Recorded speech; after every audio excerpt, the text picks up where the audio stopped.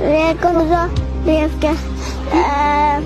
وقتی که میرفت میفت که چهارشنبه میامد باز میامد آمده بود باز هر چیز برای ما میخریدم دوستمان داشت دیگه سرم نمیزدم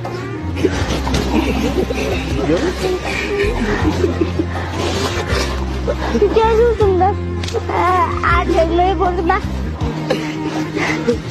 چکر هر چیز میبرد با همه هیچ باز بالا نکرده بود